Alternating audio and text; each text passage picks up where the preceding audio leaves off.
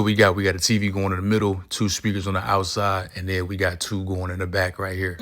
Here we got the AC vent. We got these 4 lights. So up in the attic, I'm gonna look for the air return, the AC vent, and then we got those 2 speakers going way back there. There's not much room.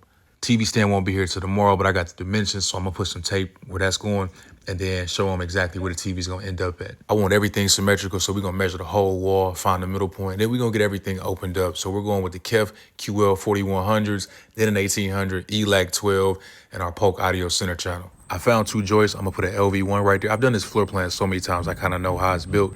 And then we're gonna cut a small LV1 hole. We got action. We cleared for takeoff on that side. Shout out to the amigos. Now on this side, we're gonna do the same thing. We're gonna do the small test LV1 hole. Now on this side, we got a little obstruction. So I'm gonna start with this side first. It's so much easier for me to start here and make the other side match. So once I get this traced, I'm gonna put a tape measure, get the distance off the side, and then get the distance off the back, relax. And then I can just make that mimic on the other side. I'm gonna do the same measurements on this side. And what I like about this, it prevents me from having to use that laser. Sometimes y'all see me get up in the attic and do this part, but since that's an exterior wall, we don't have that much room. Got both of these holes taken care of. Now I'm gonna do the wire drop up there.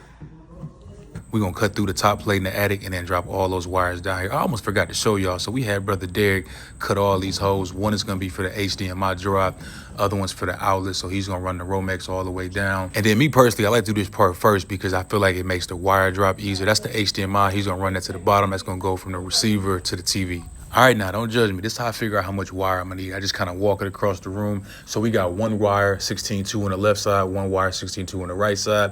And then we're gonna have a sub wire as well. And then a 16.4 for the back 2 speakers. I got the wires I need. I wanna label everything. Now I'm gonna put tape exactly where the TV's gonna end up at. My goal here is I want these totally symmetrical. Studs aren't even on both sides. So typically with a pre-wire, the speakers aren't gonna be even. So my goal here is to make these exact. Stud on the left is 22 off the wall. Stud on the right is 18.5 off the wall. Put it at 29. So if I go speaker at 29. This is what I like about being able to wire everything myself because I can get as close to perfection as possible. Yeah, I can go 29 on both of these speakers. Damn, one job. You already had it. Now that I know 29 is my magic number, I'm gonna throw some tape with a line in it at exactly 19. And then I'm gonna do the same thing on this side. And then now we're gonna use this handy dandy laser. Another thing I love about wiring this, I get to choose exactly where I want the speakers at. So I want these at listening level. This line right here is where the top of the speaker is gonna be. That's done on both